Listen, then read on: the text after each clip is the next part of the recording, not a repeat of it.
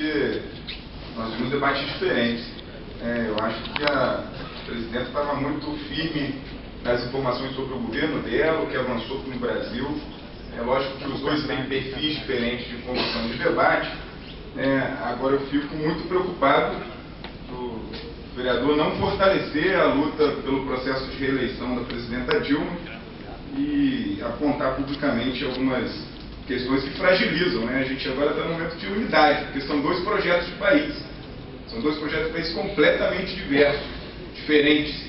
E nós precisamos entender de que lado que a gente está. Se é ao lado da política econômica, de números, enfim, capital especulativo, que o dinheiro é a lógica, ou se é o projeto de governo que está no centro da disputa do poder ao povo. Então, esse é um ponto fundamental que eu acho que o vereador Guto precisa, com calma, eu acho que precisa até buscar orientação aí de figuras importantes dos partidos trabalhadores, de lideranças, ler os programas de governo e entender o que é o Brasil que a gente tinha há alguns anos atrás, há 12 anos atrás, e o Brasil que hoje está aí. A quantidade de gente que saiu da pobreza extrema, o Brasil saiu do mapa da fome, e isso é só um governo com a prioridade em atender os direitos fundamentais do povo que consegue.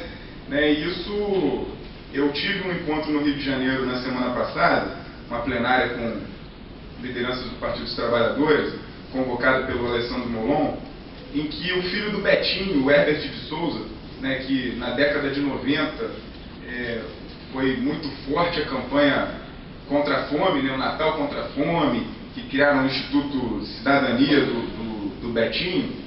O filho do Betinho, o Daniel, ele deixou muito claro ali que ele e a família, ele e o irmão, principalmente, que conduzem ainda o trabalho do Betinho, eles acham que o sonho do pai deles foi atendido nos governos do PT, porque o Brasil sai do mapa da fome e hoje a gente não vê mais nas propagandas de Natal, que antes era Natal sem fome, que é aquela propaganda que tinha um prato vazio na televisão, a gente não vê mais isso. Hoje o que eles discutem é o Natal sem violência. E ele encerrou a fala dele naquele momento dizendo que a vontade, o entendimento do Betinho era que a ONG tivesse início, meio e fim. E ele acha que a ONG está chegando ao seu momento de encerrar as tarefas, porque o Brasil saiu do mapa da fome. Isso é importante para a gente saber o que está na prioridade das nossas escolhas. E nesse sentido das escolhas, eu queria registrar a importante e simbólica vitória do Evo Morales na Bolívia. Mais de 60% de votos, e isso tem tudo a ver com a disputa agora no Brasil, que é uma questão geopolítica, uma questão de continente, uma questão de fortalecimento de uma outra ordem mundial, em que os que sempre foram deixados de lado, tratados como colônia, tratados como quintais da Europa, que vive sua pior crise econômica e que nós estamos passando por ela, de certa maneira, com equilíbrio, e dos Estados Unidos, que continua tentando adotar os países da América Latina e os países mais pobres do mundo como colônias, o Evo Morales dá esse recado que começou lá atrás, com a vitória do Lula, com a vitória do Hugo Chávez, isso tudo em processos democráticos. Na democracia do capitalismo, governos populares e de esquerda conseguiram transformar a vida da população.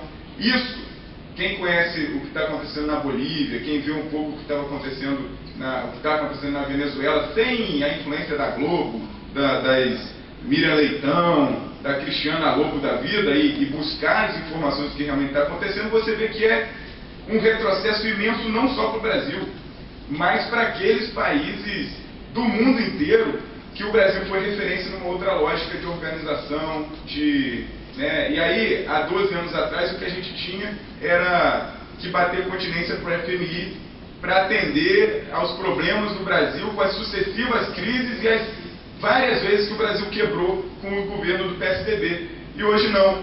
Os governos que estão aí junto com a China, com a Índia, com a África do Sul e com os países chamados periféricos, eles estão propondo um novo banco para mudar a ordem mundial e mudar a lógica dos países menos desenvolvidos. Então eu acho que isso é importante para a gente entender um pouquinho que a disputa não está só na questão nacional, ela faz parte de maneira importante na disputa política internacional. Isso tudo na democracia, isso tudo sem ditaduras. Esses governos dão esse exemplo. Na democracia, conseguir mudar a lógica do mercado para a lógica do povo. Então, isso é importante avaliar. Então, eu queria registrar aqui, presidente, também uma saudação ao Dia do Professor. Sempre a gente marca esse dia, que é um dia de referência ao professor, mas é um dia também de relembrar as lutas que são cotidianas nos municípios, nos estados, no Brasil, e nisso vale ressaltar que o governo da Dilma foi o governo que teve a ousadia de destinar 75% dos votos do pré-sal para a educação, para valorizar professor, para construir escola, e 25% para a saúde.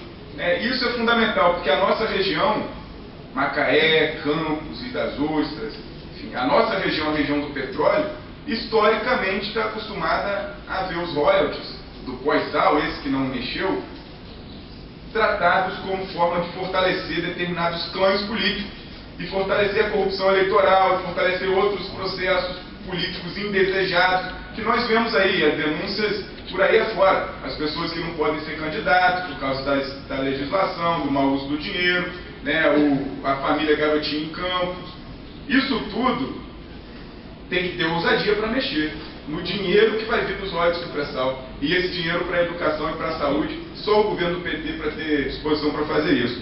E aí eu queria registrar algumas questões também aqui quanto à educação que ainda estão muito firmes e muito presentes na nossa cidade, que é a necessidade do enfrentamento à violência no ambiente escolar, a necessidade de tratar isso de forma consistente, de forma sólida. E aí eu lembro que a audiência pública que a gente fez aqui, o prefeito se comprometeu em disponibilizar guardas municipais nas escolas, e até hoje ainda é uma reclamação.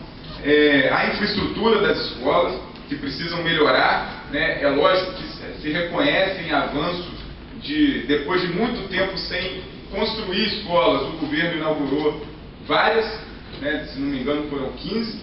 Agora, a infraestrutura da ampla maioria, ela é ainda muito precária, precisa ser reformada, precisa ser garantida. A valorização dos profissionais. Os professores precisam ser valorizados, os profissionais da educação precisam ser valorizados. E eu acho que não só com a questão de dinheiro, eu acho que não só com a questão do salário. O que precisa ser valorizado é o diálogo, é a forma do tratamento, é rever o quanto antes aquele malfadado, aquele discutido e indesejado decreto 93, que corta as regências, que corta os direitos dos servidores da educação, enfim, dos servidores públicos como um todo, porque depois da retaliação à manifestação dos professores, foi ampliado para todos os servidores. Então, eu acho que ainda é uma grande tarefa Macaé tratar a educação de maneira saudável, de maneira sólida, de maneira consistente, para transformar a vida da população. E vou encerrar, presidente, com uma lembrança do início do ano letivo desse ano. Foi lá na escola, no CIEP Oscar Cordeiro, no aeroporto, o professor que esteve presente lá, Paulo Eduardo Soares, esteve lá e discutiu com um conjunto dos professores sobre educação e direitos humanos.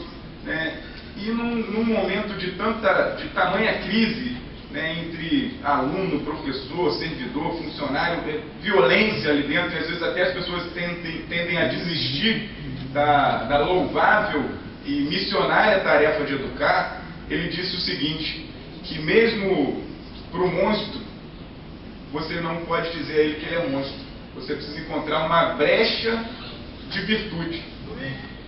E isso é fundamental para a gente começar a enfrentar alguns dos nossos grandes desafios, que é não ter o preconceito como lógica, é não ter como fim do processo político a cadeia ao invés da escola. Isso está fundamentalmente ligado a essa disputa eleitoral, em que um candidato defende a redução da idade penal e o outro candidato defende o respeito, os direitos das minorias, os direitos humanos. Eu queria que a gente pensasse muito bem nisso, em especial no dia do professor, a virtude das pessoas, a virtude contra os preconceitos.